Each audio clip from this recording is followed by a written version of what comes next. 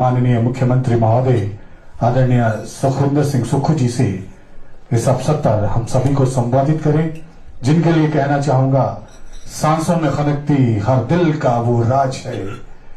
आप सभी के जो दिल में बसते हैं वो माननीय मुख्यमंत्री की आवाज है।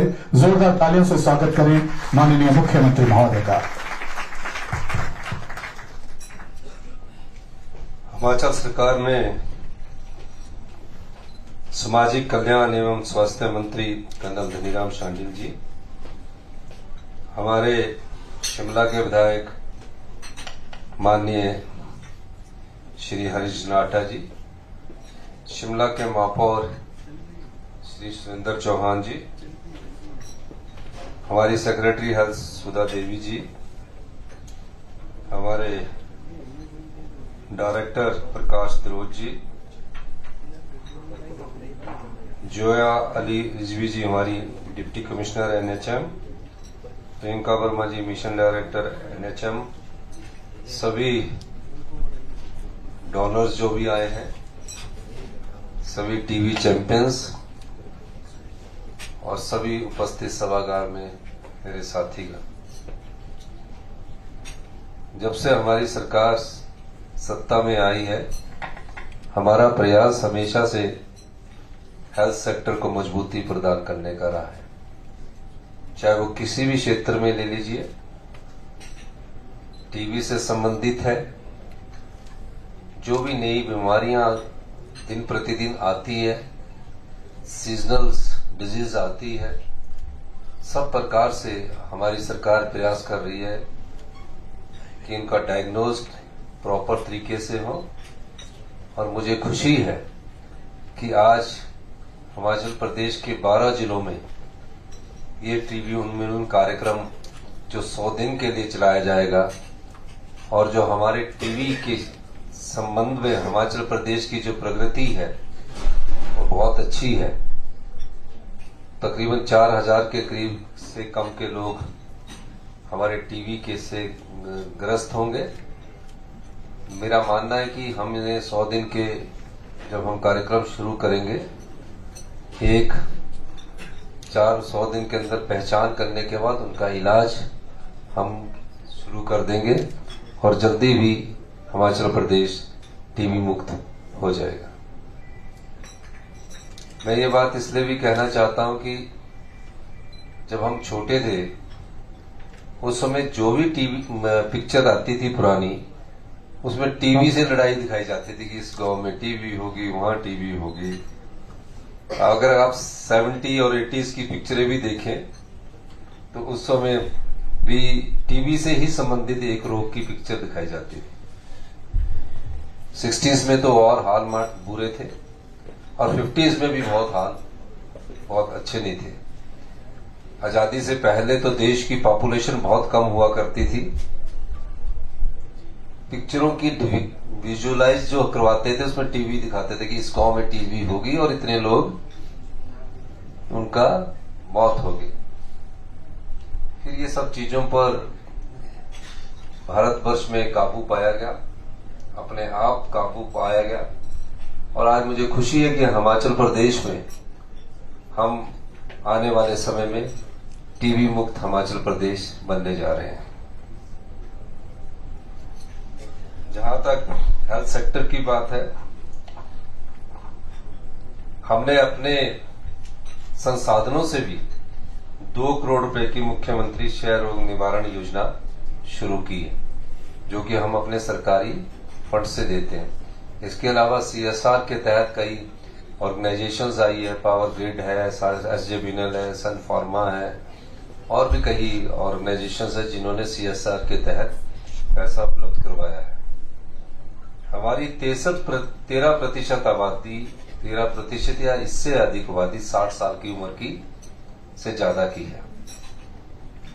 और हमें देखना यह है कि जैसे जैसे हमारी जीवन शैली में बदलाव आया, हमारे रहन सहन में बदलाव आया, जीने का तरीका भी हमने बदला, तो हमें थोड़ी सी इस बात का भी ध्यान रखना है कि हमारी शरीर की जो प्रतिरोधक क्षमता होती है वो धीरे धीरे उम्र के हिसाब से कम होती जाती है।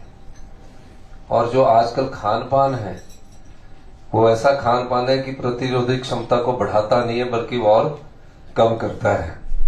और जो नई पीढ़ी है उन्हें इस बात पर ज्यादा ध्यान देने की जरूरत है। और नई पीढ़ी जब इस बात पर ज्यादा ध्यान देगी, युवा साथी हमारे जब इस बात पर ज्यादा ध्यान देंगे अपने हेल्थ की तरफ, तो इस प्रकार के जो रोग हैं वो नहीं हो पाएंगे।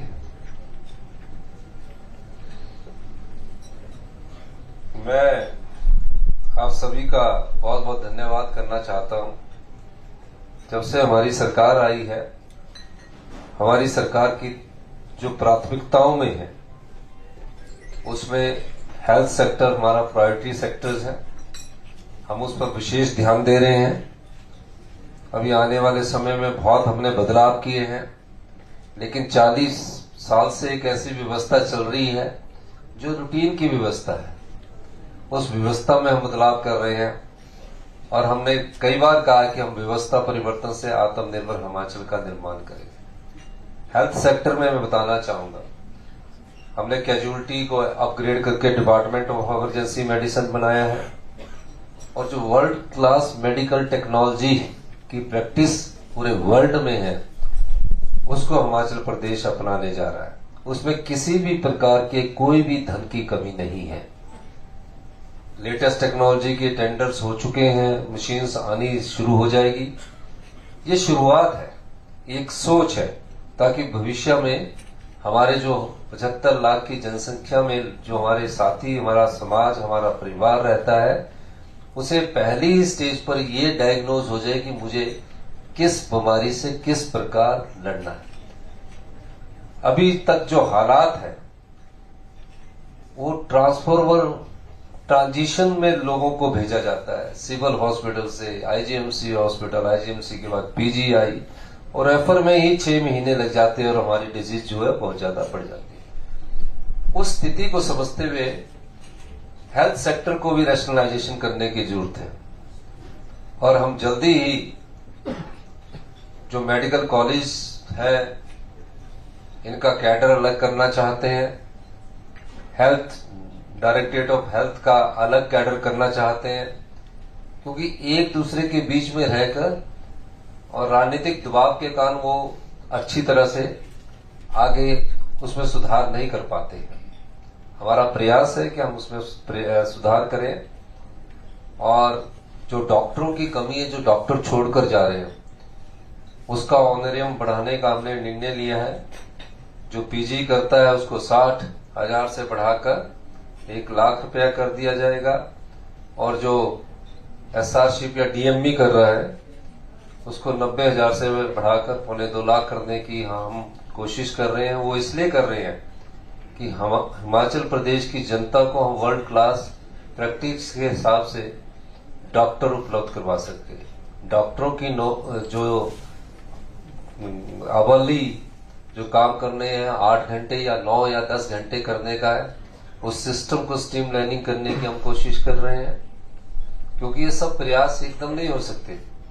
एक ऐसी व्यवस्था चली है जिसके साथ हमको रहना पड़ रहा है, लेकिन धीरे धीरे इसमें बदलाव आएगा और 1 साल के भीतर आप हिमाचल प्रदेश में आधुनिक टेक्नोलॉजी के आधारित मेडिकल साइंस का और मेडिकल टेक्नोलॉजी के आधार पर आप इलाज होता हुआ देखेंगे। प्रयास है, टाइम जरूर लगेगा, लेकिन इस दिशा में मुझे अच्छा लगा कि डॉक्टर भी सोचने लगे, अधिकारी भी सोचने लगे और राजनीतिक लोग भी सोचने लगे, तभी एक अच्छा हेल्थ सेक्टर को हम विकसित कर सकते हैं। शिक्षा के क्षेत्र में हम महत्वपूर्ण बदलाव करने जा रहे हैं।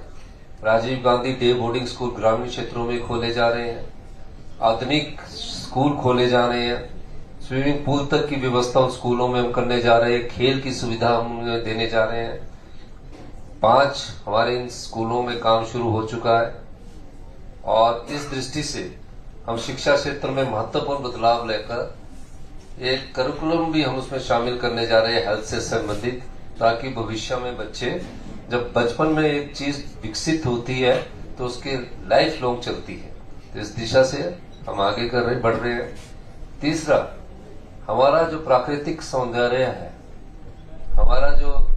जलवायु है, हम नॉर्दर्न इंडिया के लंग्स कहलाते हैं। यानी कि अगर आज नॉर्दर्न इंडिया में जितनी भी अच्छी जलवायु जाती है, ऑक्सीजन जाती है, वो हिमाचल प्रदेश के जंगलों से जाती है। 67% हमारा फॉरेस्ट कवर एरिया है। हमारी सरकार से, भारत सरकार से कई बार मांग रहती है कि हमने अपने पेड़ों को काटने से रोका है, उसके बदले आप हमें कुछ नहीं देते। जो प्रोटेक्ट कर रहा है उसका कोई अधिकार, कोई पैसा हमें नहीं मिलता।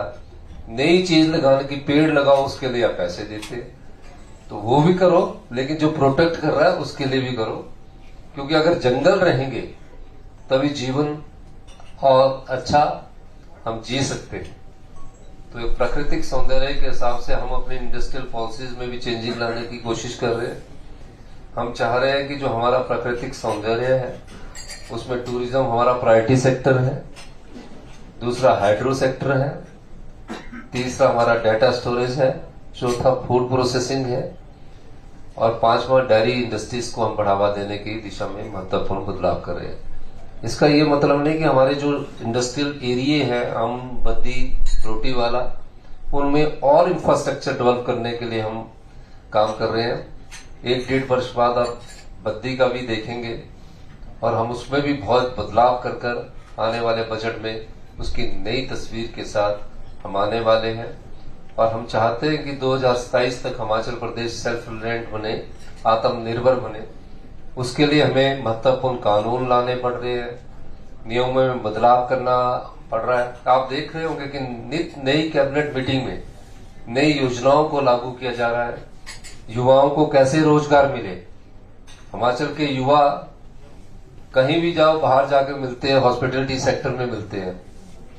उससे ज्यादा हम मजबूत हॉस्पिटैलिटी सेक्टर को यहां मजबूत करने जा रहे हैं। 5 star 7 stars hotels Himachal Pradesh में आ रहे हैं, पर उसके लिए सबसे पहले इंफ्रास्ट्रक्चर की जरूरत है। हम हेलीपोर्ट्स का निर्माण करने जा रहे हैं, एयरपोर्ट्स की एक्सपेंशन करने जा रहे हैं। बाहर जितने भी विदेशों में जाओ, अगर आप देखोगे तो हिमाचल सबसे सुंदर है। बिग हिमालय यहाँ है, मिड हिमालय यहाँ है, शिवालिक हिल यहाँ है, और स्नो बाउंड एरिया जो है, कई लोग स्विट्जरलैंड जाते हैं कि टूरिज्म वहां बहुत अच्छा है, वो डेवलप हो चुका है। लेकिन अगर स्नो बाउंड एरिया की बात की जाए तो snow bound area more than Switzerland Himachal Pradesh में, यानी कि स्विट्जरलैंड से ज्यादा snow bound area Himachal Pradesh के पास है। ये सब स्वच्छ वायु से संबंधित जो चीजें हैं हमारी सरकार वो करने जा रही है। और टीबी के लिए, इसलिए मैं आपको बता रहा हूं, सबसे सच्ची शुद्ध वायु ही चाहिए, स्वच्छ वायु ही चाहिए। वो सबसे ज्यादा आपको टीबी उन्मूलन में सबसे ज्यादा सहायता करती है। यही मैं कहना चाहता था। आप सब लोग आए, मैं सभी जो टीबी के डायरेक्टर्स हैं, आप सबका एक बार पार्टिसिपेंट्स का बहुत बहुत धन्यवाद करना चाहता हूं। जय हिंद, जय हिमाचल। धन्यवाद महोदय। हिमाचल प्रदेश सरकार के प्रयासों से स्वास्थ्य सेवाएं अग्रणी सेवाएं रही है और वर्ष 2023 में 50 लाख से अधिक